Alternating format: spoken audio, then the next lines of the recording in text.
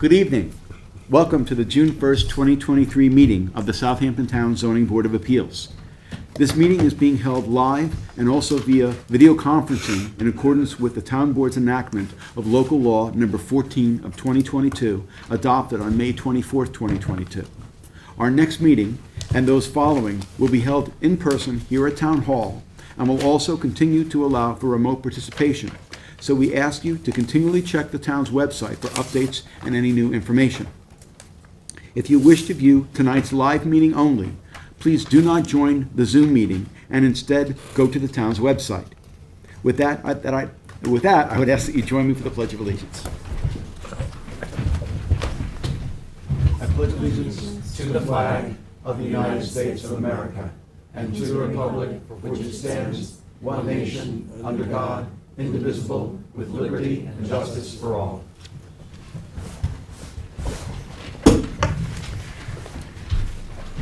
For those of you who are here with us tonight in person, in case of an emergency evacuation, please exit through the rear doors of this room to one of the staircases across the hall and continue downstairs and out through the main entrance.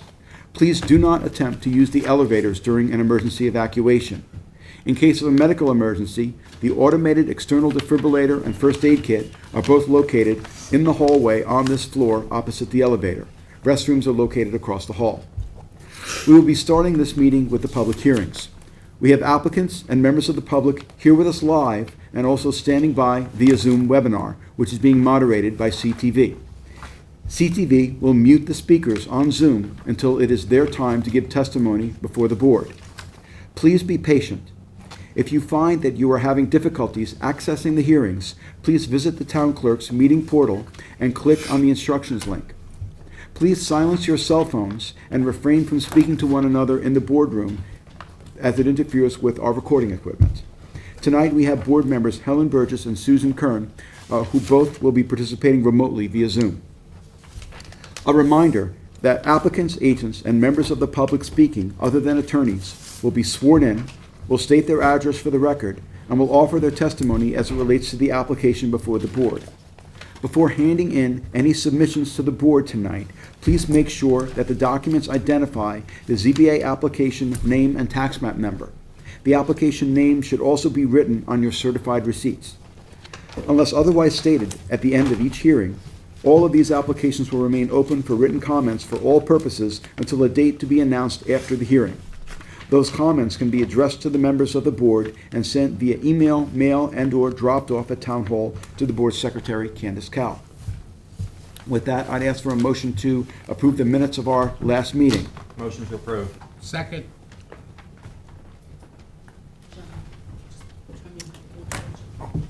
Oops. Mr. Leonard. Aye. Mr. Macedonio. Aye. Mr. Tudhill. Aye. Mr. Daly. Aye. Ms. Burgess. Ms. Kern. Aye. Chair votes aye. Minutes are approved. And now on to adjournments. Okay. As far as the agenda is concerned, item 1 is 17 Bishop's Lane, 17 Bishop LLC, 17 Bishop's Avenue in West Hampton, Suffolk County Tax Map 900-358-1-21. Applicant requests relief from the following provisions of the Town Code for a proposed one-story addition on a non-conforming lot.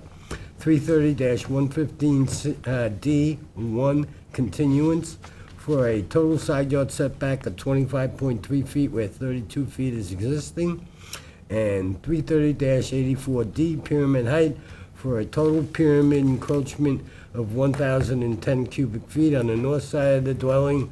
280 feet of that is existing, and any other relief necessary. I'll move to adjourn this application to our 6:15. If I may, Mr. Chairman, the board has jurisdiction. Okay. Okay. Now you move to adjourn it. Okay. You want to do that, brother? Second. I'll move to adjourn that to our 6:15 meeting. Second. You want that? Okay. Mr. Tudhill. My stuff? Yeah. Mr. Tudhill. Aye. Mr. Daly. Aye. Mr. Macedonio. Aye. Ms. Burgess. Ms. Kern. Aye. Mr. Leonard? Aye. Chair votes aye. Okay, item 5 on the agenda is Eric J. Belfi and Tara Belfi, 106 Cold Spring Point Road in Tuckahoe, Suffolk County Tax Map 900-155-1-30. Applicant requests relief from Town Code 330-84D, Pyramid Law, for a sky plane encroachment of 1,904 cubic feet on the east side of the proposed two-story, one-family dwelling on a non-conforming lot, and any other relief necessary. Okay. Jurisdiction or what? I believe this is a re-advertisement, is that correct? No, they should. Says new Right there, application. Back in the community, send me a different letter. Let me see. We can't take questions. See, I'm learning. Yep. 22 years later, I'm still learning. No, No, you can't ask. no, We no. can't take questions right now. First, we have to figure out whether we have jurisdiction or not. Okay, board has jurisdiction, Mr. Chairman. Okay, very good. Okay, I'll move to adjourn this to our July 6th meeting. Second. Okay, before I take the vote, sir, if you want to come up, you have to come up to where there's a microphone. He's gonna ask about a different application. Oh, this is not about this application? No, it's the Okay, one that you just ran through. It was adjourned, sorry. it was adjourned. Well, could you close this one first before he continues? Yes, okay, go, hold on a Let's vote second. it. Okay, all right, so we have a motion and a second. Okay, Mr. Tudhill. Aye. All right, Mr. Daly. Aye. Mr. Macedonio. Aye. Mr. Leonard. Aye. Ms. Burgess. Ms. Kern. Aye. Chair votes aye. Okay, so let's figure out so it was the prior application. 17 that Bishop was. LLC? Yes. Yeah, Yep. I got a letter in my mail saying this is the meeting, I understand. and I took time out of work.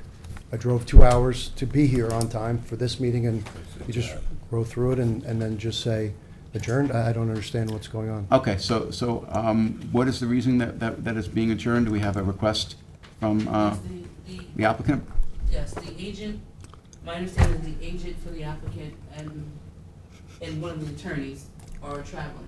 So I got an email this morning requesting the adjournment Okay. from So- Aaron's, yeah. Aaron's So- attorney is Office of First Coast. So they're allowed to do that last minute, but I'm taking time out of my day, out of my work day to be here, and now you just roll through Yeah. because it's Okay, inconvenient to well, them? well, Because that actually was sent in the mail a week ago. I understand, sir, okay? So when an agent or an attorney for an applicant has an application and they request an adjournment, we generally grant those requests. And if it turns out you have an application that's on the agenda for, a particular meeting night, like tonight, the only thing that we can say is that you can check with Candace, our secretary, to find out whether anything like this is going to happen. That's all I can tell you. And I would have been calling whom, where, at what time this morning. Ca- So I should Candace. call every hour on the hour before this meeting goes off? Okay, sir, I'm trying to give you information to be helpful. No, I okay? know, If you I want know. to take offense to it, that's your choice. I'm not offense, I'm saying, for the next time I show up here and then you say it's adjourned, On the day of the meeting, I would suggest that you contact and Candace. when's the last hour before you will adjourn it? They actually have up until 4 o'clock to submit.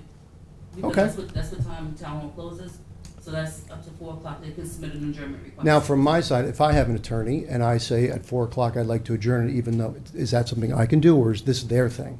It's, the applicant can adjourn the application, the attorneys or agents or neighbors can request an adjournment, and we will consider it, but that's what I can tell And you. what are the considerations? Okay, I'm not even getting into this at Okay. this point, okay? But I do appreciate, and I'm sorry that you were inconvenienced tonight. Okay. Yeah, same application. All right, so we know what's good. Okay, I'm gonna move on here Yep. to Richard J. Flood and Marianne Stefano, 188 Noyak Avenue, Noyak, Suffolk County Tax Map 900-5-4-65. This is a holdover application, but I'm gonna move to adjourn it to our 6:15 meeting. Second. Mr. Tudhill. Aye. Mr. Daly. Aye. Ms. Kern. Aye. Ms. Burgess. Mr. Leonard. Aye. Mr. Macedonio. Aye. Chair votes aye. Okay, and then on the decision calendar, the following decisions will be rendered on June 15th. This is Leonard Family Irrevocable Trust, Robert and Gretchen Savage, Max New York Management, Dennis Schmidt, Barbara Rosenthal, Matthew Frank, Production Holdings LLC, and Lee Skolnick. Okay, those are all for 6:15. Second. All in favor? Aye. Any opposed? All right, I'm gonna move to reopen Dean W. Van Tassel. Second. Mr. Tuthill? Aye. Mr. Daly? Aye. Mr. Leonard? Aye. Ms. Burgess? Ms. Kern? Aye. Mr. Macedonio? Aye. Chair votes aye, reopened. Okay, the reason I reopened it was to accept written submissions, and now I'm gonna move to close it for a determination later this evening. Second. All in favor? Aye. Any opposed? Okay, I will move to reopen Samir and Kelly Bhopal. Second. Mr. Tuthill? All right, Mr. Leonard? Aye. Mr. Daly? Aye. Ms. Kern? Aye. Mr. Macedonio? Aye. Ms. Burgess? Chair votes aye. okay, now we're accepting the written submissions, and I will now move to close for a determination later this evening. Second. All in favor? Aye. Any opposed? Okay, the next one will be the Andrea Rothbort Family Irrevocable Trust. I'll move to reopen to accept written submissions. Second. Mr. Tuthill? All right, Mr. Daly? Aye. Mr. Leonard? Aye. Mr. Macedonio? Aye. Ms. Kern? Aye. Ms. Burgess? Chair votes aye, reopened. all right, now I'll move to close it with a determination later this evening. Second. All in favor? Aye. Any opposed? All right. Going back to the beginning of the agenda, item 2 is Jennifer and Lee McCabe, 11 Westwood Drive in Noyak, Suffolk County Tax Map 900-17-1-81. Applicant requests relief from the following provisions of the Town Code for a proposed new one-family, two-story dwelling on a non-conforming lot. 330-11, Residence District dimensional regulations for a rear yard from 70 feet to 30 feet, and 330-84D, Pyramid Law for an encroachment into the sky plane on the north side for 4,545 cubic feet, and any other relief necessary. What is jurisdiction, Mr. Chairman? I'm going to be recused from this hearing, please. Okay. All right, we're all good, have jurisdiction? Okay. Good evening, to set the swear in. If you can state your name and address for the record. Susanna Herman and Consultants, 1319 North Sea Road, Southampton. And do you swear to tell the truth, the whole truth, and nothing but the truth? I do. Submission? Thank you. You can tell us about the I application. didn't see that going on. This one's This just there. property, Oh, okay. I'll give Keith a moment to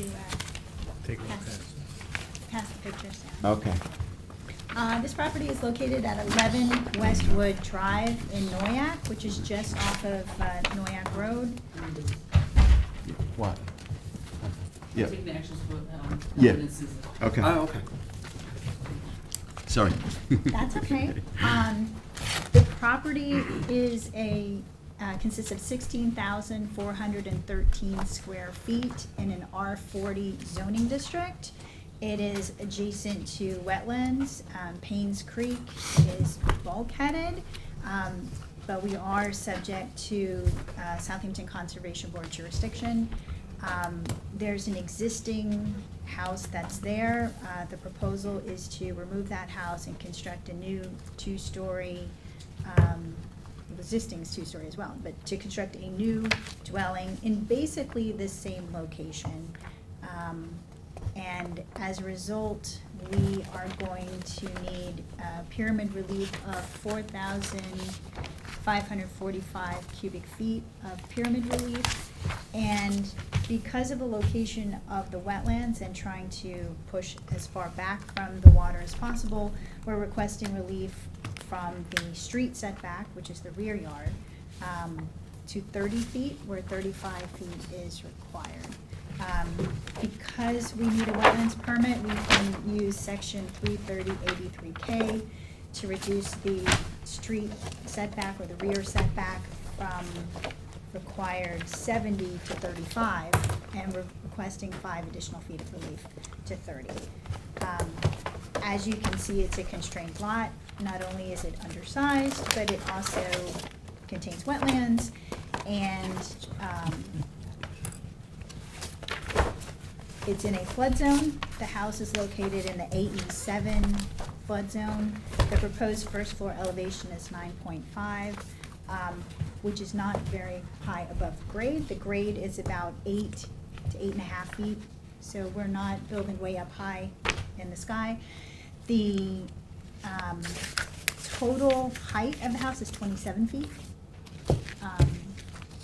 So it's not over height, it's below the allowable height. And further constraining the property is the fact that we have 5.3 feet to groundwater. So there's no basement allowed, because we're in a flood zone, so there's no basement allowed for that reason. And also the sanitary system takes up the entire southeastern corner of the property. So the house is in the only location that it can go. We pushed it to 10 feet from the side property line because that's the way to get the greatest setback from the way the bulkhead sort of juts in an L shape in the middle of the property, which creates hardship that way. We're 41.3 feet from the bulkhead with the proposed deck and 47.8 to the house, which is about the same as the existing structure, but we've tried to push farther back with the majority of the structure, but those corners are about equal. What's the ceiling height? The ceiling height.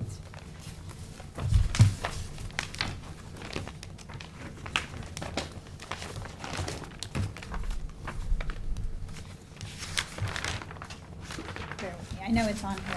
Yeah, I thought I read that it was 8. No. I think that's right. I know you're constrained and everything, but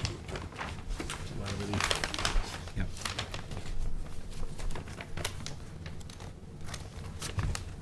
So yeah, it is 8 feet ceiling heights, 8 feet? correct. You knock it down to 5? Crawl spaces. Is it raised up because of the flood zone? Is it, A yeah, is it little raised? bit. It's raised only a little bit. We're in AE7, we're required to be therefore at 9. We're only half a foot above that. Yeah, so there isn't much movement here in constrained, you know terms what of I what can mean? be done. It's Um, constrained. I And mean, it's, That's what it's all about. it's also a modest-sized house. The interior square footage is 3,000 and change. And it's a weird-shaped lot. We're really pushed into the corner. Yeah, yeah. And, you know, we haven't had one of these in a while, but when we have them, we understand that the applicant is complying with other agencies in order to be able to build a house. And when you have a significantly burdened property like this one, there's just no movement, so there's nowhere to go. So in those circumstances, we often have more leniency in terms of pyramid relief than we normally would have. So the reason Keith asked about the ceiling heights is to make sure there wasn't anything that could be done to reduce the amount of pyramid relief, because we don't normally want it to be, over 3,000 to 4,000. But sometimes there's just no way around it other than building a smaller house, building a one-story house, which I would imagine is not something that the applicant would want to do.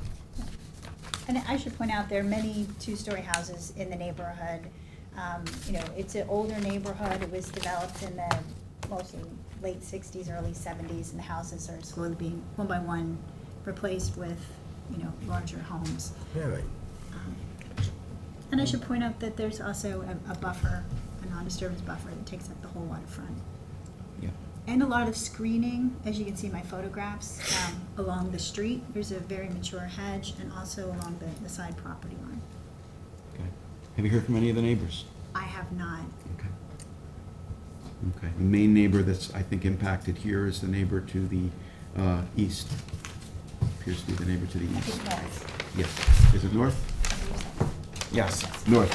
I stand corrected, north. Okay, so we'll see if that neighbor is here, has someone here on his or her behalf. So, okay, in the meantime, any other questions of members of the board? I Is- have some questions. Sure. I see ceiling heights a little bit differently. I see 9 feet and 10 feet. Why am I reading that incorrectly? That's not the interior. It's the last page of the plans.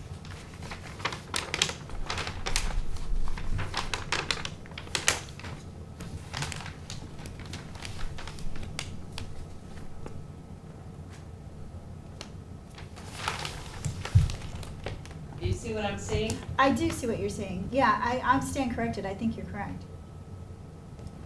All right, so it's not 8 feet, it's 9 feet and 10 feet. You can get them down to 8 feet. See what it is then. It's 9 and 8. The other thing I wanted to ask you, Suzanne, I went out to the property. How tall is the existing house now? Do you know? It's quite tall. It is quite tall. I don't think I have plans for the existing house. Let me check real quick. Maybe I do. But if not, you could follow I that up in a can written I can submission. find out. I can find Well, out. the reason I'm asking is that there was some concern from the neighbor about, their sun being, blocked and air and stuff like that. And the existing house is quite tall, so I just wanted to know what the comparison was. Okay, I can look into that. But, based on the ceiling heights, maybe we could make some reductions. Right. Thank you for pointing that out, Susan. Yeah, I was looking at the wrong thing. I apologize. I accept your apology. I swore to tell the truth. Yeah. I know you did. Okay, so I guess we'd like you to speak with the Okay. applicant about what can be done to reduce the ceiling heights and as a result, reduce the pyramid relief. And I realize this may, involve a lot because there are other agencies involved, but we have to ask for the minimum relief. If it's just reducing ceiling heights, we wouldn't have to go back to any other agencies. Okay. So. Good. Okay. All right. Any other questions? Now, the only other observation I had is that there are quite tall trees separating the two properties, so there's a lot of vegetation there already. Right. I think I did mention that, and it does show in the photos, which you wouldn't have with you, but if you went to the site, you would see that. There's a lot of vegetation, and not just a hedge, there's a hedge, but there's also some tall cedar trees. Very tall trees, yeah. Yeah, so which we would leave. We would protect those and make sure those stay. Okay. Okay. All right. Anybody in the audience? Yes, is there anyone who's here in the boardroom who would like to be heard in connection with the application of McCabe? This is for property located at 11 Westwood Drive in Noyak. Is there anyone who's waiting to be heard on Zoom in connection with this application for, again, 11 Westwood Drive in Noyak? If you're waiting to be heard on Zoom, this would be the time to let us know by raising your hand. No one on Zoom. No one on Zoom, okay. All right, if not, Susan, it's yours.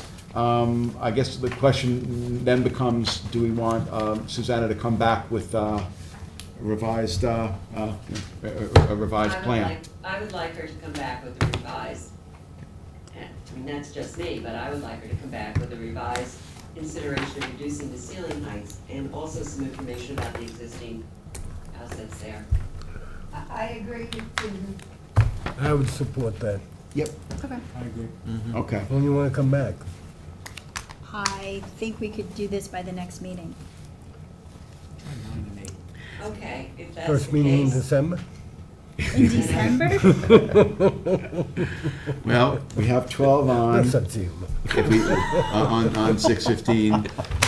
Oh, actually, I'm not here at 6:15. Oh, you're not here at The one after. Yeah. And then the next one is 7. That's the next The meeting? next one is 7/6, which is pretty full, but That one's pretty cool. that was I pretty will be full. so quick.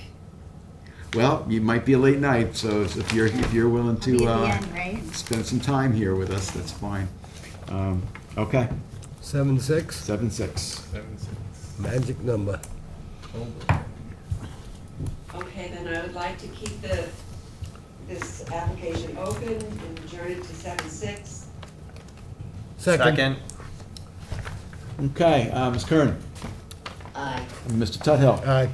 Mr. Leonard. Aye. Mr. Macedonia. Aye. Ms. Burgess.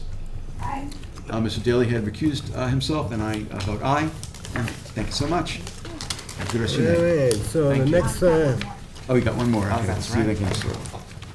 next item on the agenda is Charles Truns III, 98 South Road in West Hampton, Suffolk County Tax Map 900-358-3-21.1. Applicant requests relief from Town Code 330-11, Residence District Dimensional Regulations for an accessory side yard setback of 30 feet to 21.2 feet for a proposed pool, and an accessory side yard setback from 30 feet to 19.6 feet for a proposed pool house, and a non-conforming lot and any other relief necessary. Board has jurisdiction, Mr. Chairman.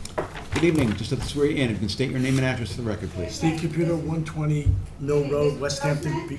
Yes? This is the case. Oh, with the issue with the, okay, so, well, Helen, why don't you have me swear him in, and then we'll talk about that? No problem. Okay, all right. I'm sorry. Can you state your name and address? Steve Computer, 120 Mill Road, West Hampton Beach, New York. Okay, and do you swear to tell the truth, the whole truth, and nothing but the truth? I do. Okay, Helen? Mr. Computer, is that right? Yes. I went to the property, and there is no official sign for people in the neighborhood to know of the event this evening. So as that is the case, I would need you to put the sign up and give it at least 10 days before the adjourned date, assuming that the board agrees with me that this case should be adjourned with the proper notification to the neighbors. My turn. Okay, well, why don't you tell us what happened? The sign was posted on the property, and I can show you a picture from Friday, May, let me get the exact date on it, so I can tell you. I was there, I was with the contractor, and I can show you the picture of where it was posted. I know that the sign was there as of Saturday afternoon, because I drove by. Not specifically looking for the sign, I just was pointing out to somebody that was a project. The picture and posting was done Friday, May 19th, 2023 at 9:58 a.m., and that's the picture of it. And it shows the mailbox, it shows, and the It's only on the change. tree there to the Yeah, left. the only change that occurred from this picture was there, you'll see there are some branches in front of it. We cut the branches down so that we have visibility both ways on South Road. Is there a way to email that picture to the board? Do you have that capability? I only found out about it when I got here, but I can get this to you whenever you want. Or you can get it to Candace, and then Candace Yeah, can get it to us. absolutely. Helen, is that satisfactory explanation? No, Okay. All right. So we have to decide what to do here. Okay, it's a jurisdictional issue, I so, think you need to put that sign back up. okay. Well, if we're concluding that the sign was not up for the time period, then we would have to have the applicant re-advertise. Exactly. Sir, when were you last at the property that you can? Saturday afternoon, 4:30, 5 o'clock, I drove by. I know So I you drove by appreciate- from west to east. So what the board member is indicating is that it hasn't been continuously posted for the 10 days prior to today, based on her review of the property. Just- Well, are we sure she was at the right property? It's pretty well, I have a hard time believing it's down from that tree. I walked the whole property, I saw the house, I saw all the materials setting aside for the pool house, I saw it all. And yesterday afternoon, I was there, I stayed at least an hour, examining everything, and looking all over for that sign, but there was no sign. All right, let's react. So Yeah, I don't yeah. see that should be a big problem. Yep, yep. You putting up a sign and coming back, whenever Mr. Grossman tells you it's an appropriate time. Okay, so we're, based on what Ms. Burgess has indicated, we're gonna re-advertise this one. As long as there are the majority of the board wants to Yes. do that. Okay, so, Is that your motion? well, actually, we don't have jurisdiction. So at this point, I believe the earliest meeting that we could really hear this application would not be our next meeting, because there wouldn't be enough time. So it would have to be our July 6th meeting, is that correct, Candace? Yes. Yep, so July 6th. So you're gonna have to re-advertise, And you're gonna get to 15, repost. just so you know. Yeah, okay, I'll be back to look and see that you have your sign up. okay. Be waiting So for you. it better be Okay. there. All right, so it is a jurisdictional issue, so, yeah, and so this is what we're doing. Understood, Okay, understood. all right.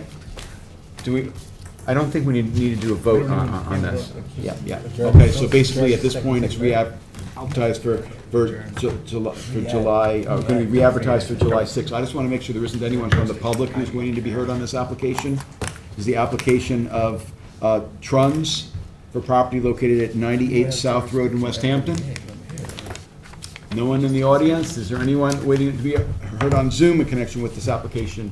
If so, this would be the time to let us know by raising your hand, just so I can explain that we're going to be, this application is going to be re-advertised until our July 6th meeting. May I ask a question? No one on Zoom. No need to still email you the photo then, right? No, at this point, it's a I non-issue. did, because I said I would, I want to make sure. Okay? Okay, Good question. okay. Thank you. Very good. Have a good rest of your night. Thank you. Yep, okay. Item 4 on the agenda is Susan E. Aminoff. Applicant requests relief from the following provisions of the town code for a proposed two-story addition on a non-conforming lot. 330-11, residential district table of dimensional regulations for a minimum side yard setback from 20 feet to 14.6 feet, and 330-84D, pyramid law for a sky plane encroachment of 8.68 cubic feet on the east side, and any other relief necessary. Board's jurisdiction, Mr. Chairman. Good evening. Good evening, board members. Wayne Bruin, O'Shea, Marcinson, and Bruin on behalf of the applicant Susan Aminoff. I will just make one comment about jurisdiction in a second, or the notice. But this is an application on property known as 55 Hildreth Lane in Bridgehampton. It's a flag lot located on the south side of Hildreth Lane, just due west of Halsey Lane. My client purchased the property in 1994, and it is in a residential zone that is split between the R20 zone and the R60 zone. The R60 zone is over the lower portion of the property. About 16% of the property is in the R60 zone. None of the structures are in the R60 zone. The property's 20,733 square feet. And it's totally surrounded by development. It mirrors a flag lot just to the west.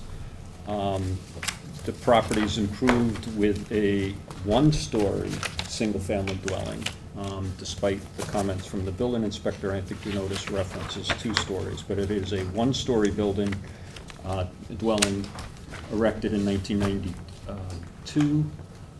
As well as a swimming pool, which was issued a certificate of occupancy in 1994. The applicant proposes an addition of approximately 14 by 20, 280 square feet, to allow a one-story addition on the easterly side of the property, which will include a bedroom, which will be a one-bedroom addition to this currently 2-bedroom residence. The proposed bedroom, and I think you've seen the floor plans, I have them in front. The proposed bedroom is adjacent to an existing bedroom. There's reconfiguration of hallways and bathrooms related to that. There is also a proposed addition on the front, which does not require any variance to enlarge the entryway. The addition requires the following relief. So in the R20 zone, the minimum side yard of 20 feet, and we're seeking to encroach 5.4 feet into that yard for a total setback of 14.6 feet. You'll see on the plans, there's an additional window well with an entryway to the basement. And the applicant, although the basement is unfinished now, the applicant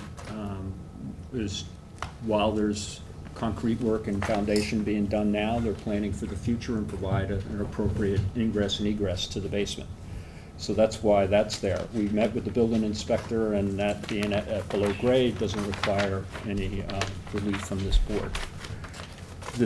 The other part of the relief, the one-story addition we provided, just based on the configuration, a small corner of the peak of the roof facing the east requires pyramid relief of about 8.86 or 8.86 or 68 cubic feet. And that's the relief that's necessary. We submitted our petition, the grounds for a relief. One of the things we looked at, the architect and our client studied this property in earnest to figure out, how they could do this addition without a variance. The problem they ran into, and you can see on the survey, is on the water line to the property and the septic system are on the northwest side of the property in this vicinity, so it precludes that. The building is set back 64.8 feet from the rear yard, and where the rear yard is 60 feet, so there's only about 4 feet to do the addition, plus the pool is primarily taking up all that spot. And so the easterly side with the internal circulation and otherwise is the most logical place to do that. My client reached out to all her neighbors, and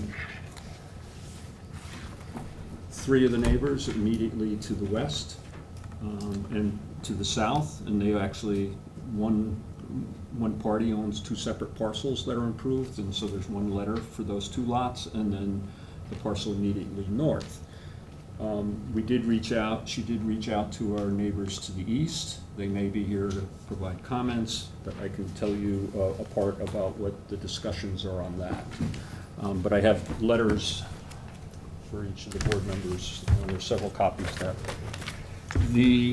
If you look on the aerial photographs, this lot is typical of the lots in the area. The property, and on the aerial photographs, if you've been to the property, you can see that the boundaries are heavily vegetated. In particular, this northeast row next to the dwelling to the east is large evergreen trees, providing substantial screening. There is one gap in that vegetative screening in the vicinity, more towards the southeasterly corner off of the property, more in the area of where the adjacent pools. If you look at the aerial photographs we provided you, this is a little blow up. You can see our client's property and the pool. It's sort of on a diagonal, and the same thing on the property to the east. Their house is sort of on a diagonal, and the pool's on a diagonal. So the pools sort of come together like that. But the little gap in the vegetation, which is more deciduous and lower vegetation, is in this area, and our client is willing to provide screening, and they express that to the neighbor. In that regard, we got a letter from Martyrs. Take the pool equipment and the AC unit and get it to a conforming location and see that on the survey, correct? Well, right now, it's existing, and it was pre-existing when they issued the pool, but if that's the board's desire, then that's a condition of your approval, we'd have to abide by it. Okay. We want to do that? What is that? Yep, you can have them do the pool equipment being conforming? Sure. Yep. They speak to it. Yep. Yeah, she was not planning to move them at all, but, if the construction may alter it, it makes sense. But Well, no, you're doing a lot of work on that side anyhow. correct. Get it done. Okay. So if you have any further questions, or if there's any comments. from the public. Minimal relief as far as I'm concerned. Yes. Minimal. Yeah, absolutely. Yeah. Does, Is that going I to, know when you take it? this wasn't mentioned, but I don't know if it has any impact on jurisdiction, but this was listed here as proposed two-story addition, and this is a one-story addition. That doesn't have any impact? Well, I think on this? your notice was actually suggesting that we were asking for more than what we were actually asking Right, for. so And it so if shouldn't be a anybody problem. was concerned about the two-story addition, they would be here and actually Right. find out that it's only a one-story addition. Right, right, yeah. I mean, mainly I care about the notice making clear what the variance relief is. I understand it's a reference to it being 2 stories when it's actually 1 story, but if otherwise, the notice is indicating this is setback relief The and setback cubic relief and- Yeah. feet of pyramid, so. Okay. um, I don't have a problem Yeah. with that, I just Yep, no, I appreciate that. noticed it and wanted Yep. it not to come back and bite us later. Well, and if Wayne, if you wanted us to re-advertise the application over that issue, just let us know. You want to incorporate Marty's comments Yes. into the decision too? We can do that. He suggests 6 trees, but I think that the spacing and whatnot might be a little less. My client actually met with Ray Smith from Ray Smith Associates. He thinks it's more like 3 that would fit in that area and grow best, but anywhere, the point is, we're willing to provide the evergreen screening in that space, whatever it takes, 3 to 6 trees. Do a good job, Ray. Okay, very good. Okay, any other questions or comments? Is there anyone in the boardroom this evening who would like to be heard in connection with this application, which is the application of Amanoff for property located at 55 Hildreth Lane in Bridgehampton? Is there anyone who's waiting to be heard on Zoom in connection with this application, which is again for property located at 55 Hildreth Lane in Bridgehampton? If you are waiting to be heard on Zoom, this will be the time to let us know by raising your hand. No one. Okay, if not, Mike, it is yours. Okay, so we'll close this public hearing, leaving it open for written submissions until June 16th with a decision on July 6th. Second. Mr. Daly. Aye. Mr. Leonard. Aye. Ms. Burgess. Ms. Kern. Aye. Mr. Macedonio. Aye. Mr. Tudhill. Aye. Chair votes aye. Thank you so much. Thank you. Record time, Wayne. You must have an early tee-off time tomorrow. Fortunately, I got a planning board.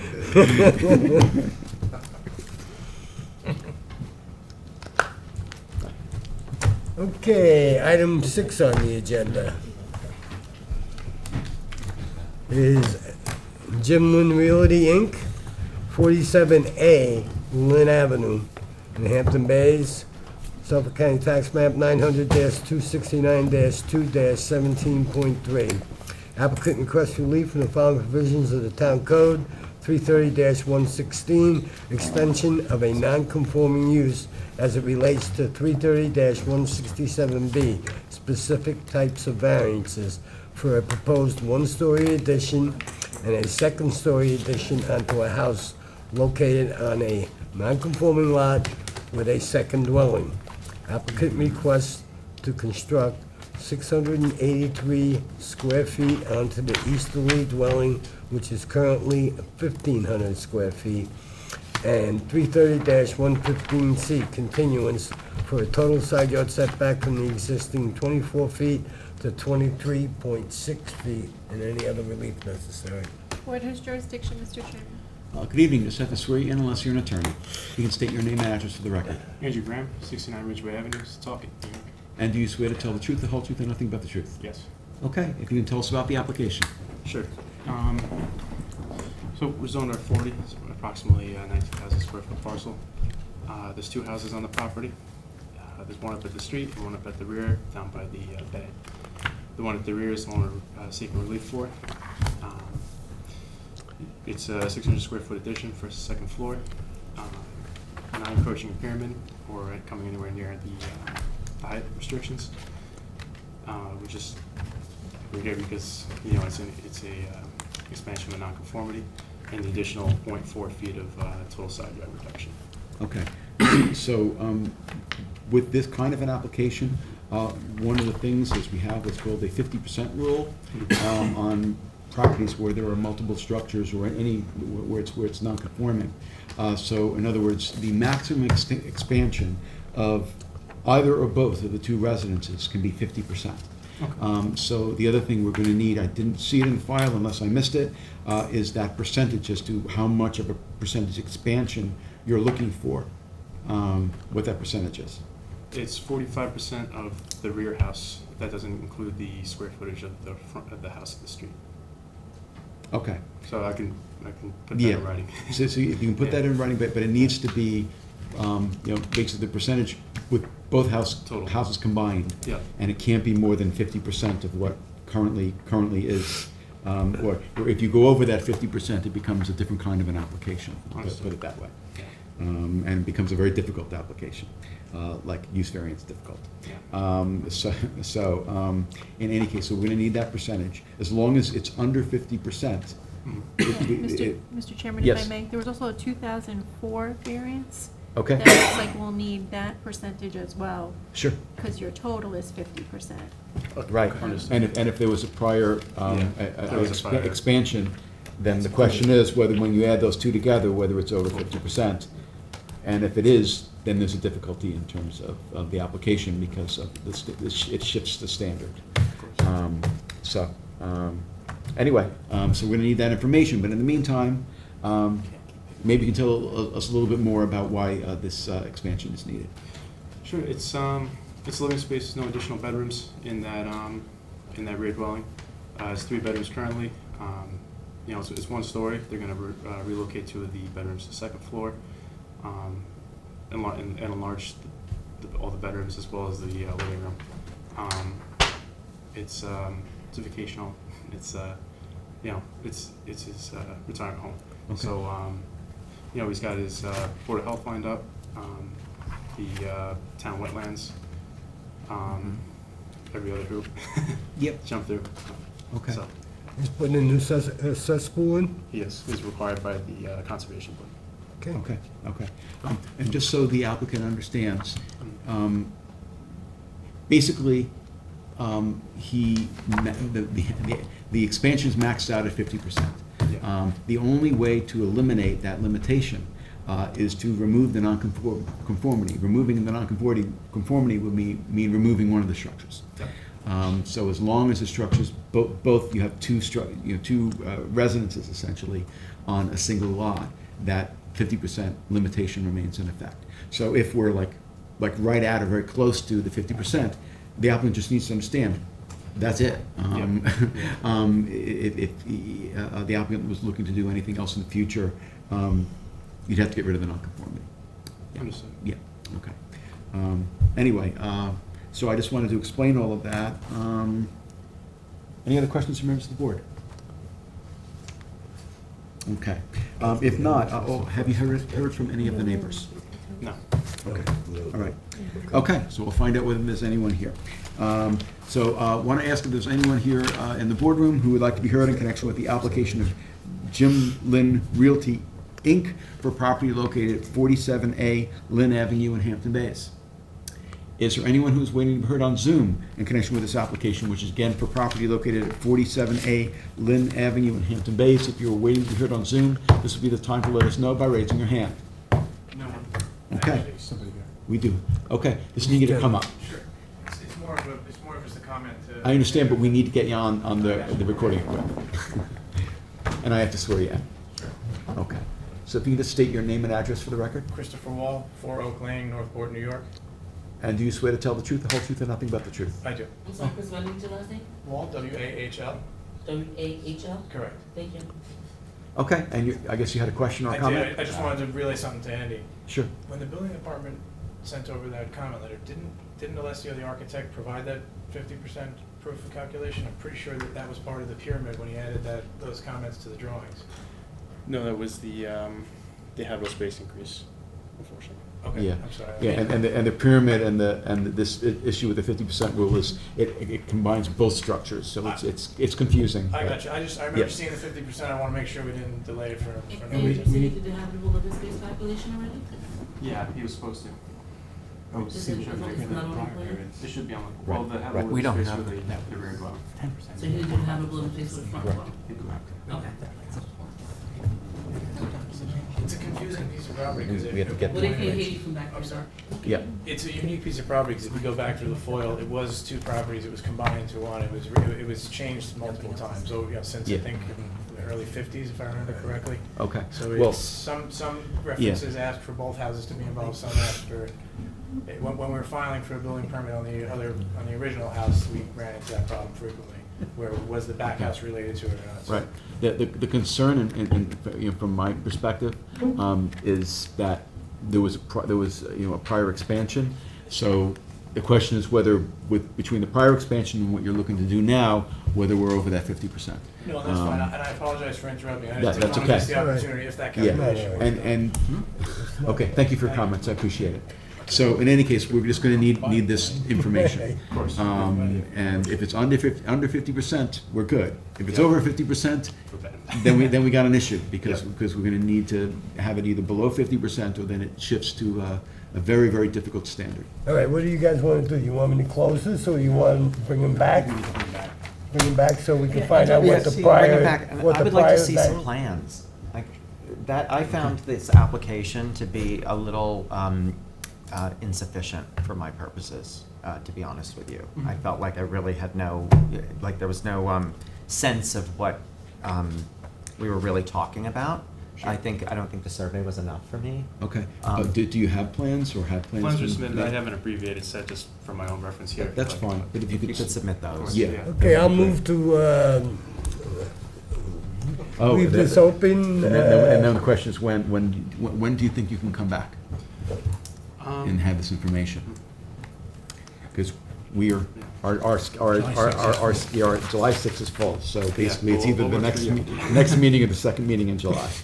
Let's not do that, let's do the second one in July, then. I don't Okay. think we'll be ready in 2 weeks. Okay. That is, 7:20, I think. 7:20. okay, we're gonna leave this open for all purposes to our July 20th meeting. Second. Okay, Mr. Tudhill. All right, Mr. Daly. Aye. Mr. Leonard. Aye. Mr. Macedonio. Aye. Ms. Burgess. Aye. Ms. Kern. Aye. Chair votes aye. Thank you for being here. Have a good rest of your night. okay, item 7 under re-advertised applications. Bridgehampton Fields LLC, 2 Windy Lane in Bridgehampton, Suffolk County Tax Map 900-36-2-16.6.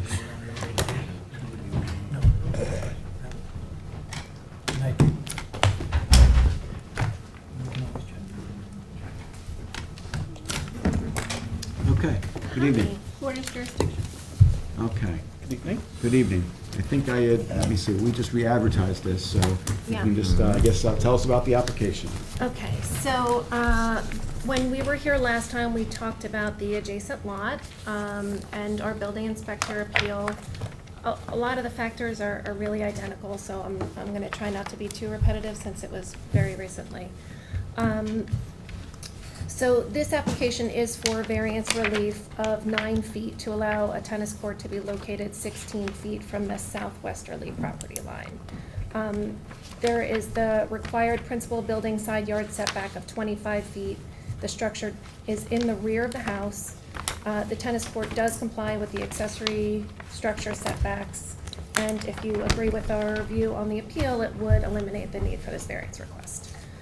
So we don't anticipate any undesirable change in the character of the neighborhood or any detriment to nearby properties. The only, affected property, and I put this in quotes, I hope that's not too obnoxious, there's a common driveway area that's 60 feet wide right next to it. So I don't think any passing cars would be affected, and frankly, our client owns all of those properties. So he's obviously okay with it. Anyone using the driveway is unlikely to be affected by tennis court noise, and even to further address that, it is proposed to be sunk in. At the last meeting, I did submit an aerial showing that there are 15 tennis courts right in the immediate area. The benefits sought by the applicant cannot be achieved by any other method. The current proposal is the only feasible location on the lot and has the least amount of impact. The applicant purchased and designed these lots having relied on the previous interpretation of the code, and if the board does not agree with our appeal, we believe it's an equitable result to have variance relief.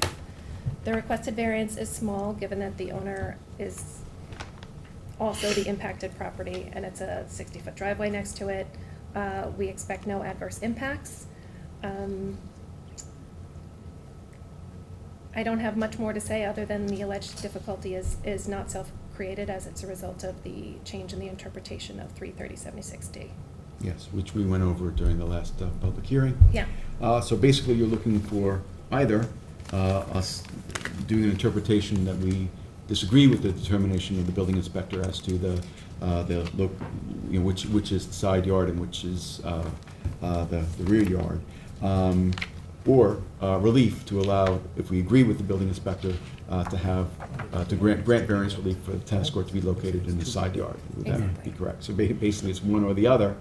And I know at the last hearing, we had back and forth about the frustrations of a change in policy in terms of the way in which the building department handles this particular issue. So we have that information on the record, and I guess we just have to figure out what to do. Okay. I will note that I was contacted by a handful of other local attorneys who are interested, of course, in the outcome of this appeal. I know one put in some letters today. I don't know if you saw them. The local attorneys watch very closely what we do for some reason. I don't know why. I can't imagine. We don't, our office is in East Hampton. That's where the bulk of our practice is. But, even we were familiar with this interpretation. And notably, the zoning booklet is still on the website that explains how the previous interpretation was interpreted, if that makes any sense.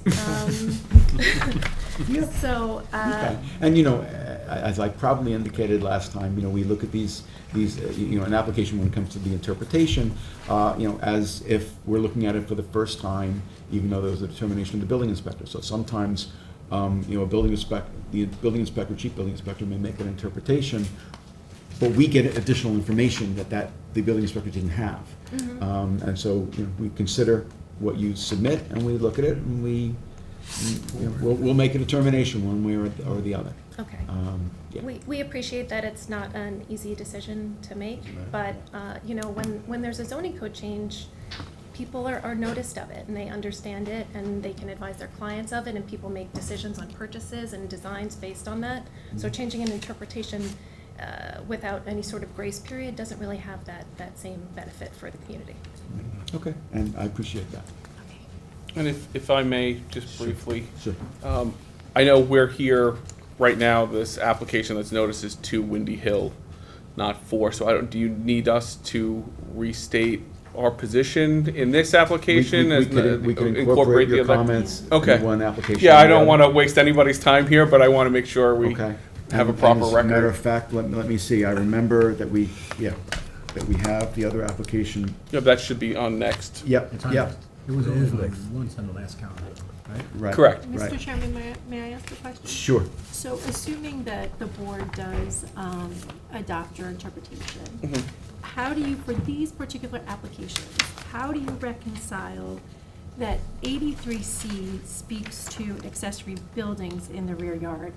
And right now, you're talking about a tennis court, which is a structure. It's open to the sky.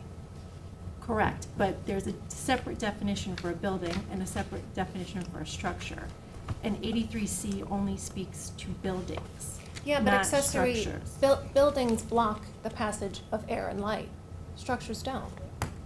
Well, I think my concern is that you want to rely on the plain meaning of the code, and I appreciate that, and I think the board is hearing you.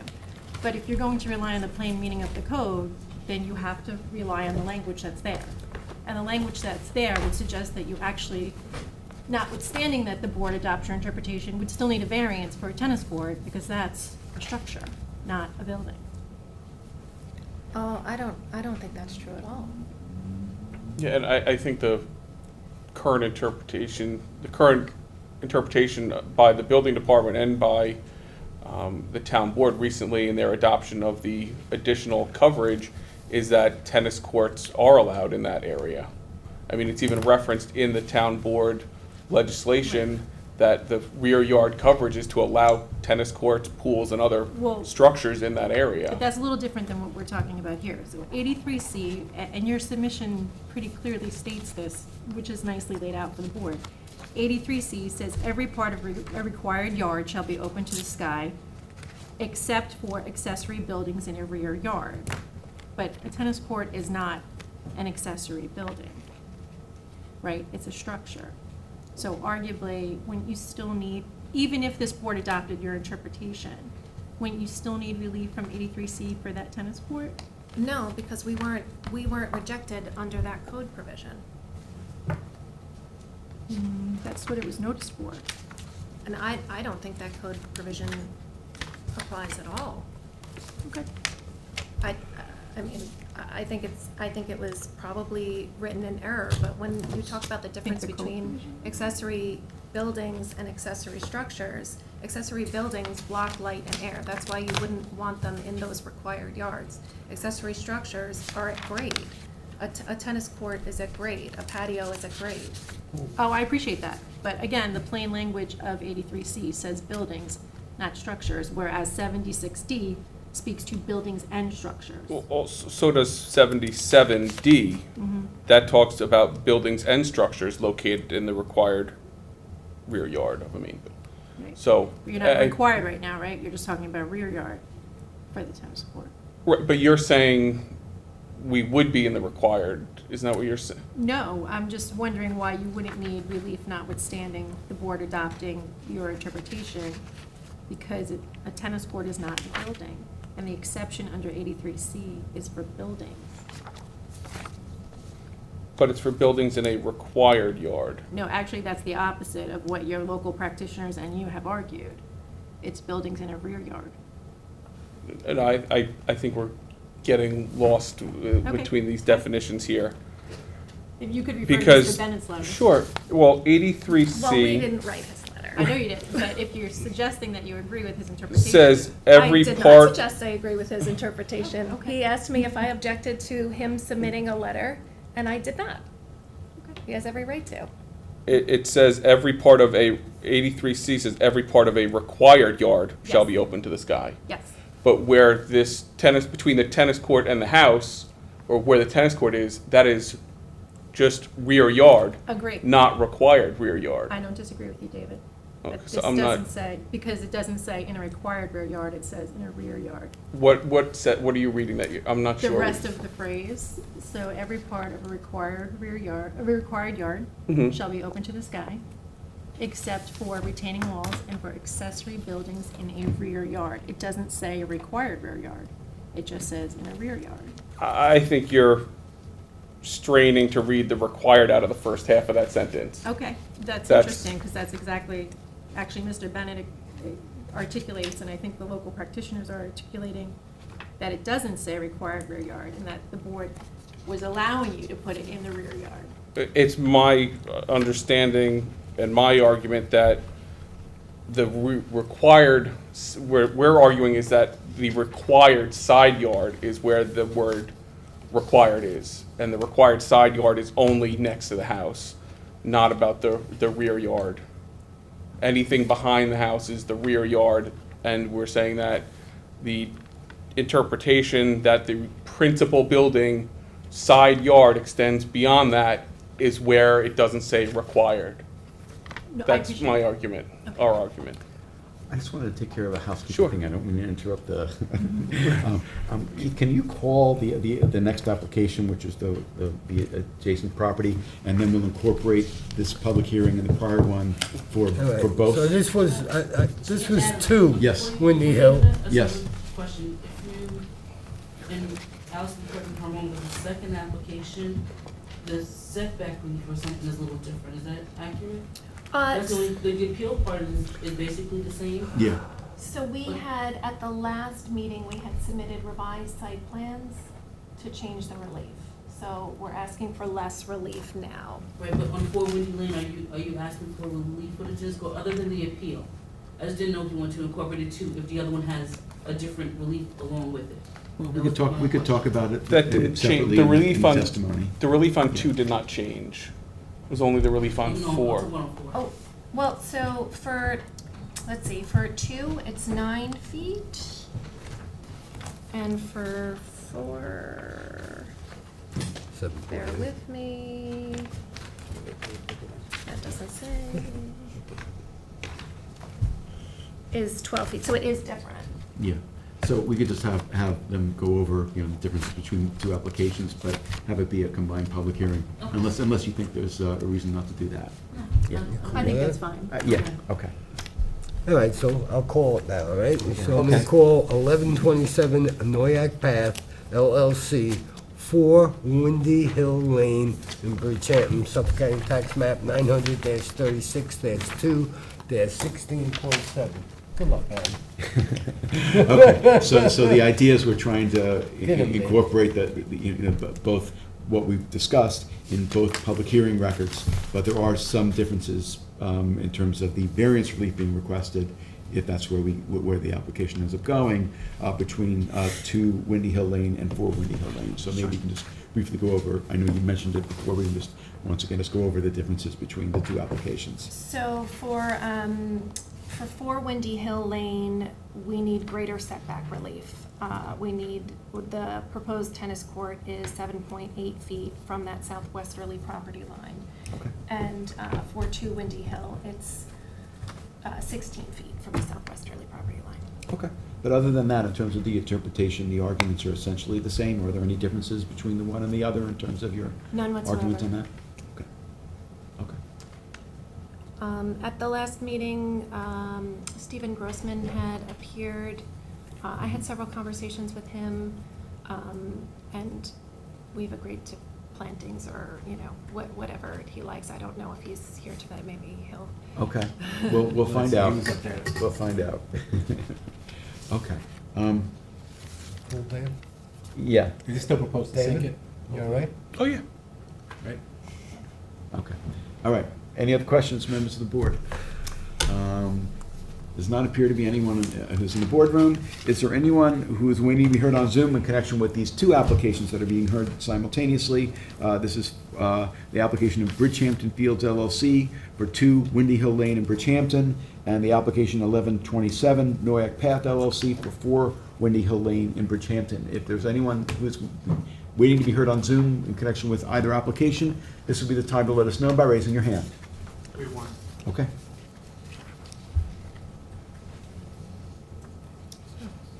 I thought we'd hear from him.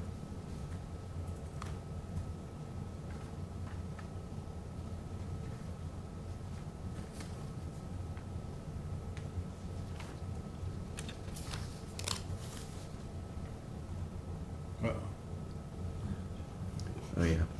There he is. Hi, Steve, can you hear us? Well, we can't hear you. Need to unmute. How about now? Now we There can we hear go. you. Okay, so you probably heard the conversation that took place. I don't know if you have any, we would like to have your comments. Well, again, my client strenuously objects to the tennis court at number 4. He actually was approached by the owner of the property who said that he would do anything to mitigate any problems, including screening, and, well, we know that, but I don't know, I have my noise person look at whether screening would really affect but my client doesn't want it, period. He believes that it hurts his privacy. So, what more can I say? Where? Who's talking again? He's been there for a long, long time. And yes, they put that last time they passed the tennis court. He does, but it has been used in maybe 10, 12 years. Okay. So, Okay. Steve, how close is the proposed tennis court to your client's property and residence? How close is it? I don't know. I can answer that. Okay, well, that's rather important, because if it's hundreds of feet away, then that's one thing. If it's very close, that would be something different. So Yeah. he said he objects to 4, which is further away, but that's 2. And it's over 1,000 feet from the property line and his own tennis court. Just about 9, as far as we can scale it out from the county's GIS, it's 990 feet from our property line to his residence. And our tennis court is, what, another 40 or 50 feet within the property. So there's, And he it's has over, a te- he it's has over a- 1,000 feet to his house, and his He has tennis a court's tennis court? in his He has backyard. a tennis court, and he's on the No. northeast side. We're asking for relief from the southwest side. Right, we're not asking for relief from his property line. Okay, so this little map you drew, the 990.4 feet is Yep. yours? Okay. Council, but I haven't had an opportunity to verify it myself. Okay, well, I mailed him Can you surveys. confirm for me if he's speaking about 2 Windy Hill, 4 Windy Hill, so I have my Steve, list proper? is the application that you're concerned about He said two, 4. two Windy Hill Lane or 4 Windy Hill Lane? 4, And the address of your client? that's the, Morgan Shanky, what's his address? Yes. 4 Windy Hill Lane. That's where the notice was sent. No, No, what's but- your client's address? I'm sorry, What is your client's address? 4 Windy Hill Lane. No, that's the property in question. Your That's client, correct. your client who's opposing the 4 Windy Hill Lane, 4 is 16.7. what is their address? His address? Yeah. Give me a moment. No. He's here. The application was sent to at This is 4. 4 Windy Hill Lane. The address for the application is 4 Windy Hill Lane. So the applicant, which is 1127 Noyak Path LLC, their address is 4 Windy Hill Lane in Bridgehampton. I have to get that. Okay, and also in Bridgehampton, by the way, they don't deliver anything to physical addresses, only PO boxes. Right. I only have his city address. I will submit that. Okay, okay. We just want to know how close your client is to the proposed tennis court. Well, they say 900. I don't know, I have to verify. Look at that myself. Okay, but your client also has his own tennis court? Lane address. No, but it hasn't been used. He would just, From it's very, Millstone, and Windy Hill was kind of just created. It's a but it's not, it isn't used by anybody in this town. Okay, and also, Ms. Cooley had indicated that you had discussions with her about screening, Yes, okay? Was there any progress in terms of what screening would be perhaps, Well, acceptable? her client, I believe, said he would screen it with trees. He would do whatever screening, It's a nice his offer. exact words, according to my client, was he would do all the screening that's necessary to mitigate the noise. Okay, so sometimes what we do is we have people, have the surveyor prepare or someone else prepare a screening plan that maybe both sides can agree upon with Yeah, particular that's- screening. I think that's appropriate. But that requires both sides to be willing to do that. I do not know whether both sides are willing to do that. Look, we would look at a screening plan and evaluate the effect it would have on my client. I'm okay with it, so I don't. Right. It's Okay. 1,000 feet away. Is there anything else you wanted to add, Steve? No, Okay. All right. So, we have a neighbor that is, unhappy. All I can say is that I think, it's always a good thing for neighbors, when possible, to get along with each other. My client intends to live at this subdivision, and that's why he made such a generous offer as I will plant anything you want.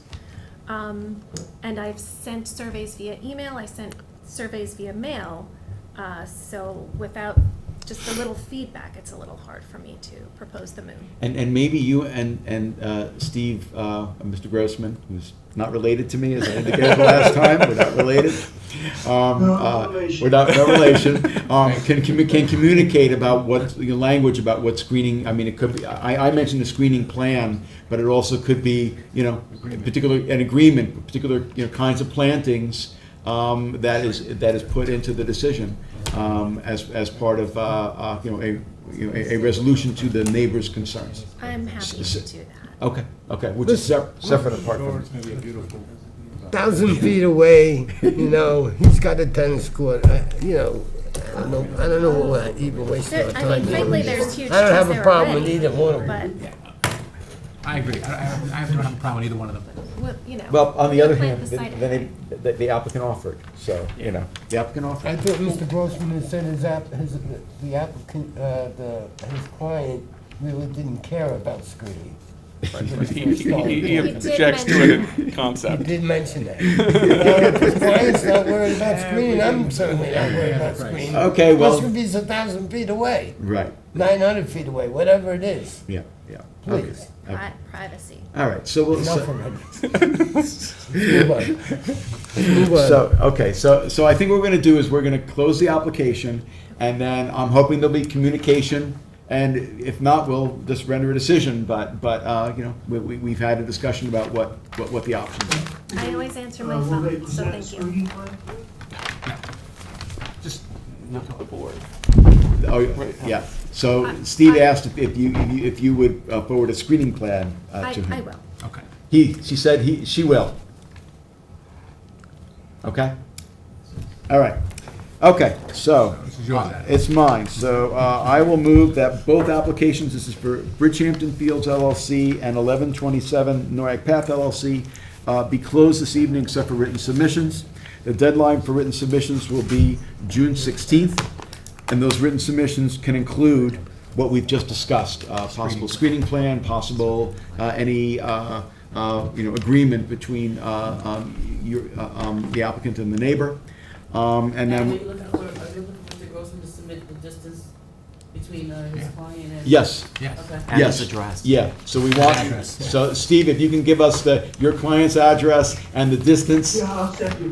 the distance between where the tennis court is proposed at 4 Windy Hill Lane and where your client's property and particularly residents are. Okay. Well, his residence is a gate. You want his actual building, or you want his? Yeah, just regular where he address. lives, where he lives, the actual, Street residence. address. I think Yeah. it's on Millstone. Yeah. Yeah. Okay. It- All right, so, and we would want this information by end of business on June 16th, and we will have a decision ready at our July 6th meeting. Second. Mr. Daly, Aye. Ms. Kern, Aye. Ms. Burgess, Mr. Leonard, Aye. Mr. Macedonio, Aye. Mr. Tuthill. All right. Chair votes aye. Thank you for being here. Thank you all. Have a good rest of your night. You too. Okay, and number 9, which is gonna be the last item on the agenda this evening, is 626 Dune Road in West Hampton. Suffolk County Tax Map 900-391-1-34. This is a holdover.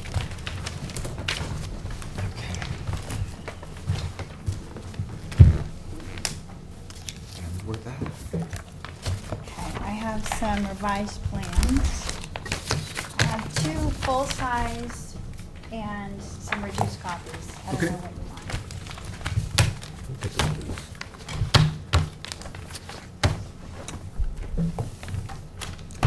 You can give me one of them, Suzanne.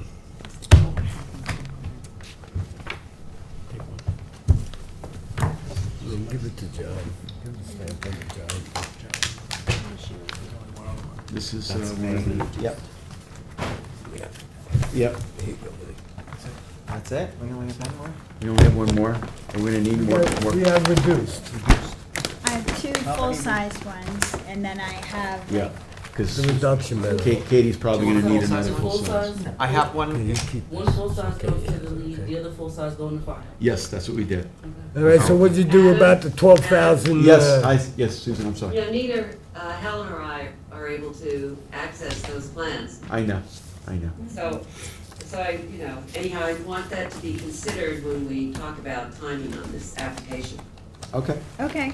What are you doing about 12,000 cubic feet of relief? We, What have you done?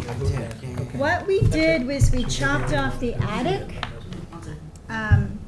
Just to remind the board, our, I'll give it to Susie, she wants a copy of it. I'll give it to Susie so we can- Sorry. it's okay, I just know I'm difficult to hear, so I just want to make sure there's no background. Be sure to drown me. Your husband doesn't say that. He's a lot louder than I am. Okay, so this, just to remind you, is on Dune Road in West Hampton on the bay side, very close to wetlands. There's an existing one-story house. We are proposing a second story on top of the existing one-story. It's a lot that's 50 feet wide. So we were initially requesting 12,221 cubic feet of pyramid relief, and you told us to do better. So what we have done is taken away the attic and gone from a traditional A-frame to a flat roof, which brings the pyramid relief requested, if it's just flat roof without the attic, brings it down to a total of, sorry, that's the page. Tell us the truth. I'm sorry. It's 7,955 cubic feet. 8,000. 7,955. Yeah, 8,000. 7,000. It's a lot. It is still a lot. I have copies of variances that this board approved for other lots that are 50 feet wide. And I can submit these. Feel free to submit. You've issued variances for 10,067 cubic feet, 14,415 cubic feet, 20,972 cubic feet, 11,940. Was that this board? Yes, this is Southampton Zoning Board of Appeals. What year was those? Okay, 2016, 2000. That was 7 years ago, right? Yes. Yes. What do you have that's current?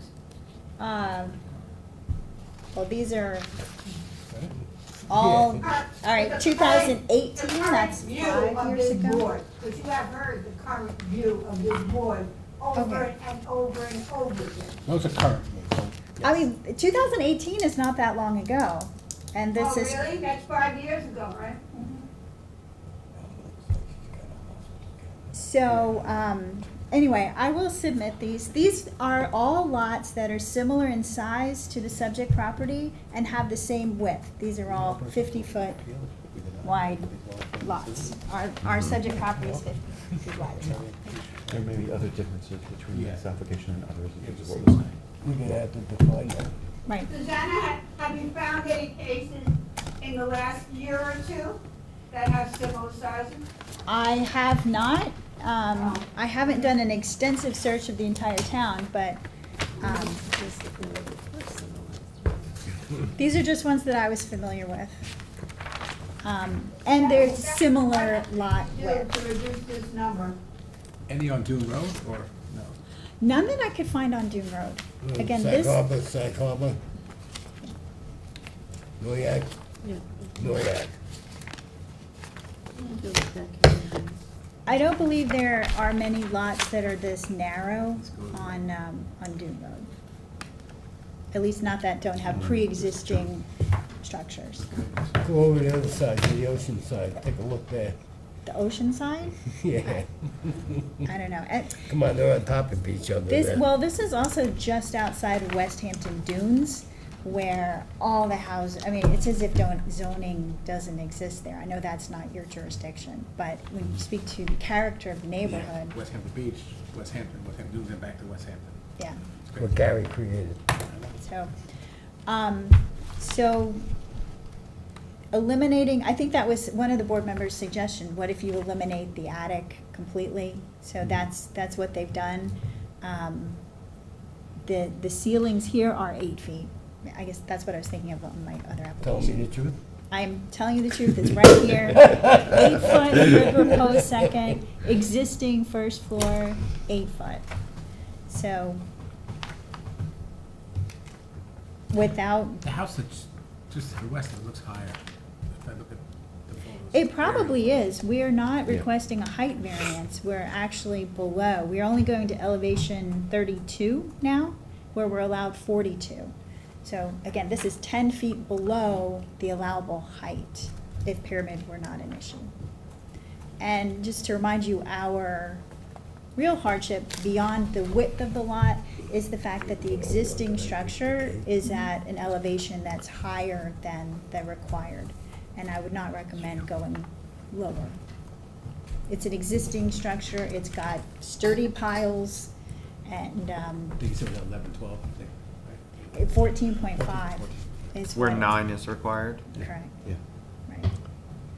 Yeah, so we scrutinize the pyramid applications these days. And it could be that 5 years ago, or 4 years ago, or 8 years ago, we did less of that. So one, and as I actually mentioned to Bob, sometimes there may be other factors that may be different between one property and another that may be distinguish one application from another. I understand you can just look at the bottom line number and consider it to be similar. The fact that the I guess lot width is similar is certainly a factor, but there may have been other factors involved in those other applications. I think if you look at them, they're very similar. The lot width is 50 feet. They're close to wetlands. They're very constrained. There already were homes there. So Okay. I thought it was relevant. I thought I should submit those as an example of similar projects. I realize each project is different. I think this is unique because of the existing structure that we're adding on to. And when we went to the Conservation Board, they made a big deal about us keeping the existing structure. If we have to lower the structure, which I would never recommend in a flood zone, near the ocean, in an area that floods, in a year where we're likely to have new FEMA regulations at some point. Yeah, and that's one of the considerations, and there are several. So I mean, my sense of it is, I don't know that the applicant's willing to do any more beyond where we are right now. I do not know whether there are 4 votes to grant the relief or not. But Susanna, you can let us figure out what to do, or if you want to talk to your client about whether there's any ability to reduce the pyramid relief amount further, you could do that as well. It's your call. Anything from neighbors? I don't think there's any objection from neighbors. We haven't heard anything. I know we've spoken to at least one of the neighbors, the neighbor to the west, I believe, who has no objection. Helen, you want to say anything else? But it gets back to the theory that when one buys a small lot and one knows the different constraints, maybe not everybody can have a second story. And so it's a familiar story, and what are we supposed to do so somebody can have a second story that when they purchased the property, they knew there'd probably be a problem with getting a second story. So, I'm not in favor, I mean, as you can tell. And I think that maybe it should be 1.5 story. I don't know. I'm not the architect. I mean, I I think one has to say a certain maximum encroachment, and then go back and from that number, work backwards to give something that's a little bit more reasonable. That's just my opinion.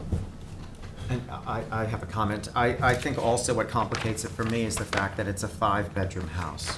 Exactly. I was gonna ask, what is going in that second story? The second story has 3 bedrooms and a master Okay, with Okay. Right. 2 bathrooms. And then on the first floor is a guest bedroom along with an en-suite bathroom, and then a great room, a dinette, kitchen, foyer, mechanical room. I just think that I understand the constraints to the property, but I also think they want a 5-bedroom house on a very restricted piece of land. Yeah, I think that's Helen's point. Yes, I agree. I agree very, very strongly, I do. No, we couldn't tell. John, is that you? I know, yeah, I'm Keith. I just turned You're into Keith. You're I agree as well. It's too much. It's too much, okay. So we got 4 right there, Yeah, so it sounds like we don't have 4 votes that we need. right now. And I appreciate the fact that a lot of effort was put into reducing the pyramid, but it is not enough to Absolutely. get 4 votes at this point. I knocked it down 30-40%, that's all they did. What was that, Keith? Possible. They only knocked it down, you know. Cost, it's just grumbling. Take piling down. Don't put that on I think you're over it because of the 14 feet, and not the 9.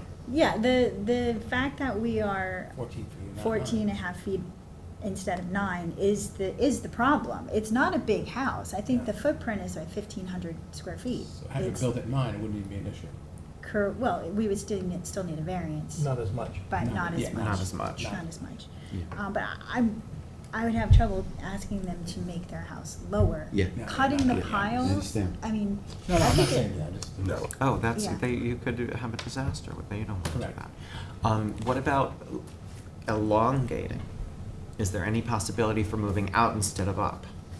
Well, we're working with the existing footprint. The sanitary system does take up a lot of the front yard. I'm just looking for the survey. Yeah, the house next door seems to be longer. And then also the pool.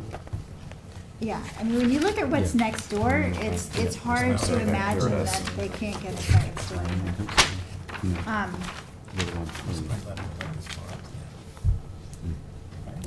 Susanna, you know, when you say it's a small house, rather small house, I mean, it has a great room on the first floor, right? If Yes. somebody is thinking of it as a small house, does one maybe not have room for a great room, and that space could be used for a bedroom or 2, depending on how the space on the first floor is allocated? Maybe the whole thing has to be looked at again, the whole first floor. Well, I mean, You know, I don't think that we should really be trying to design a house for Susanna. I think she got the point that. I agree. yeah, At least some of us are concerned about the pyramid relief request and the fact that this is a compromised piece of property and, you know, not everything can be built on compromised pieces of property. So, you know, that's my opinion at this point. I agree. I'm sorry for even suggesting that. well, I had hoped that eliminating the whole attic structure would reduce the pyramid more, but it was a fairly shallow attic as it was. Someone had asked whether we could elongate the house. We absolutely can't go closer to the water. Our wetland setback is something like 16 feet. And the septic system, the way it's currently designed, which is, I think, the best design, using the pressurized shallow drain fields, is probably the most environmentally friendly. The Conservation Board does not like us to bring in fill, so this is a much better way to prevent, causing runoff on other properties and disrupting floodways. They could go out a little bit where they currently have proposed porch, but that is about it. So if So you we could. could look at that, Okay. and/or reducing the size of the second story. Right. That's really the only thing that can be Yeah. done. Yeah, yeah. So, All right, so, I guess the only other Back to the question is, drawing when- board. back to the drawing board, and when, I wanna see if there's anyone from the public first, but then I'll ask you, when you wanna come back. Any other comments? Is there anyone, there's no one in the audience, is there anyone who, here on Zoom, who's waiting to be heard in connection with the application of Presta? This is for property located at 626 Dune Road in West Hampton. If you are waiting to be heard on Zoom, this would be the time to let us know by raising your hand. No one on Zoom. No one on Zoom, okay. So I guess the question is, when do you want to come back? Because there's some work to be The done. other one from McCain?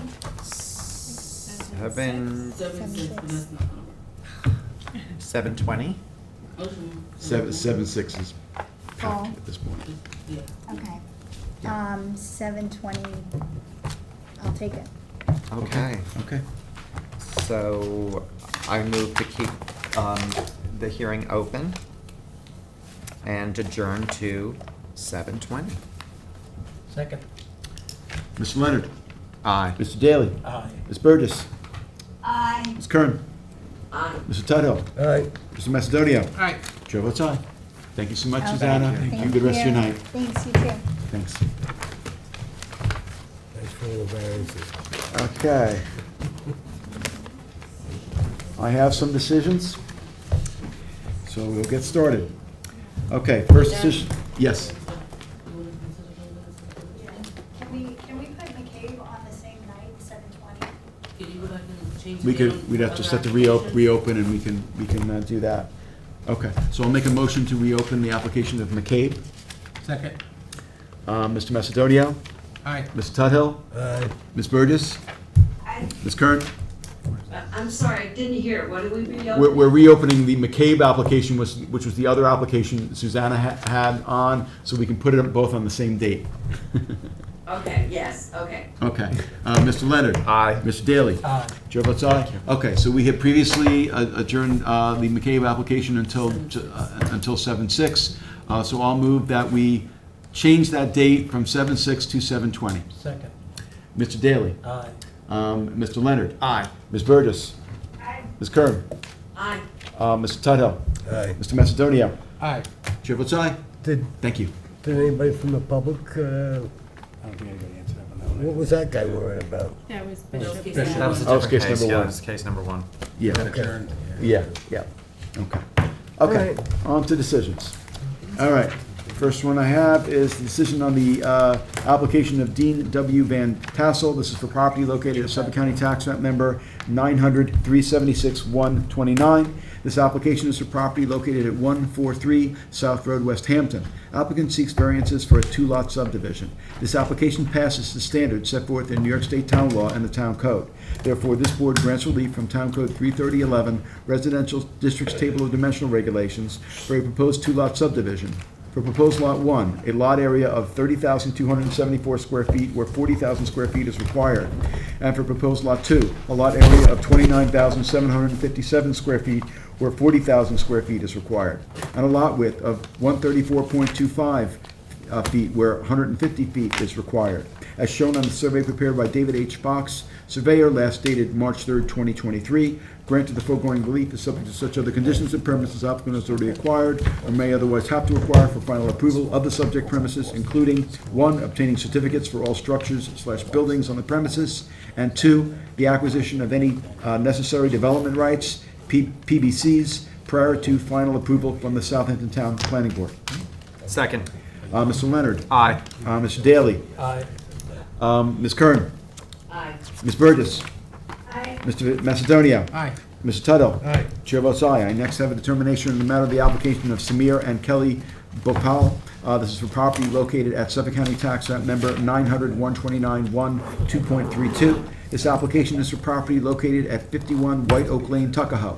Applicants request variances for a swimming pool on a non-conforming lot burdened by wetlands where this board had previously granted a side yard setback of 22.5 feet.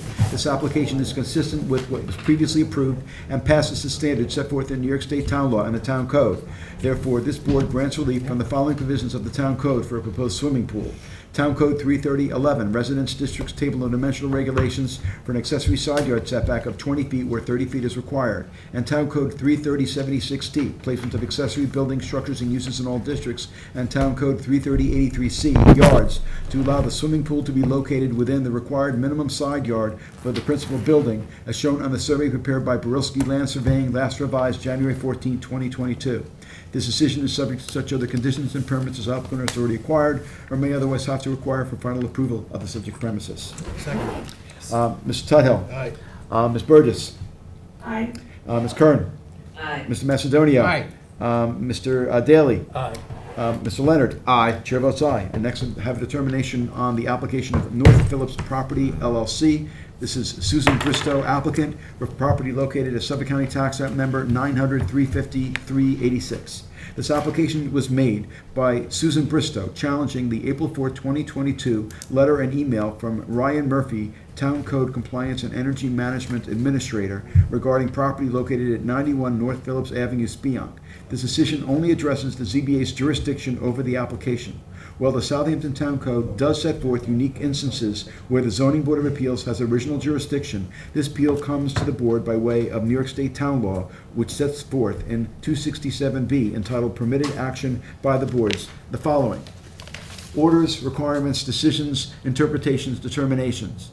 The Board of Appeals may reverse or affirm, wholly or partly, or may modify the order, requirement, decision, interpretation, or determination appealed from, and shall make such order, requirement, decision, interpretation, or determination as in its opinion ought to have been made in the matter by the administrative official charged with the enforcement of such ordinance or local law, and to that end shall have all the powers of the administrative official from whose order, requirement, decision, interpretation, or determination the appeal is taken. I just want to go back to the beginning. It said challenging the decision of dated April 4th, April 4th, 2022. No, that's correct.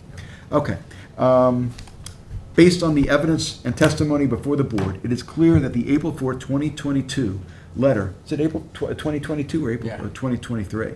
No, it was last 2022. It was last year, okay. Letter from Mr. Murphy addressed to whom it may concern serves as an update regarding the actions taken by the property owner with respect to the premises to remedy certain conditions in violation to the satisfaction of the Department of Public Safety, and not as an appealable determination. Likewise, the email sent by Mr. Murphy confirms to the property owner that Janice Shearer agrees that the auto repair shop is an approved pre-existing non-conforming use. These writings, particularly taken together with the applicant's testimony that she regularly called code enforcement to report violations and for inspections, and her action in the Supreme Court, indicate to this board that Mr. Murphy's email and letter were made in the context of reporting whether code violations remained on the premises. In other words, Mr. Murphy was confirming compliance with the town code at the time the correspondence was written. Had Mr. Murphy found noncompliance, a violation or notice of violation would have been issued, and that determination could be reviewed by this board or disputed in justice court. Conversely, however, code enforcement officers do not have an instrument or order to issue when compliance is found. Instead, action is simply not taken against the property owner and/or pending charges can be dismissed.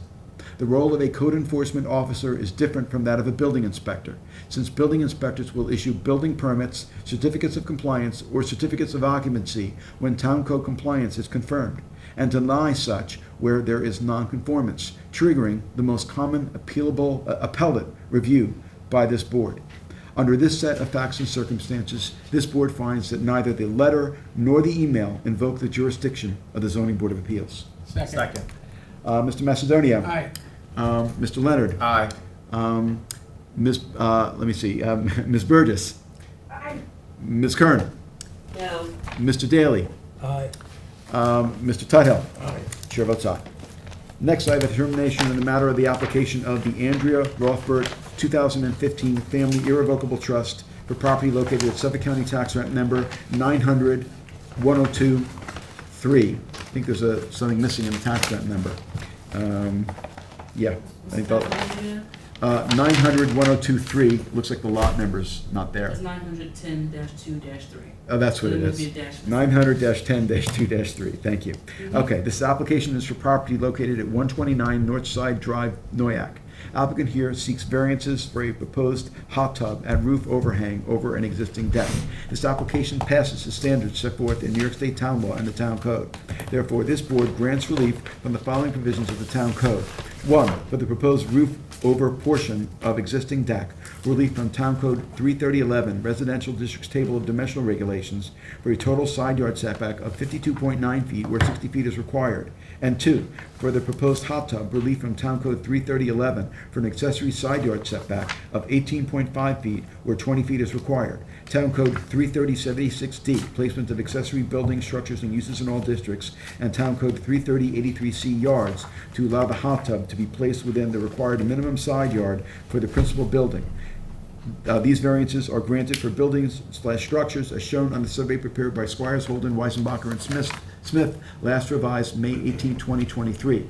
Grant of the foregoing relief is subject to such other conditions and permits as applicant is required or may otherwise have to require for final approval of the subject premises. Second. Mr. Leonard. Aye. Mr. Daly. Aye. Ms. Burgess. Aye. Ms. Kern. Aye. Mr. Macedonio. Aye. Mr. Tudhill. Aye. Chair votes aye. I think that's all I have. That's what we have. Okay. Aye. Motion to close. Second. Second. All in favor? Aye.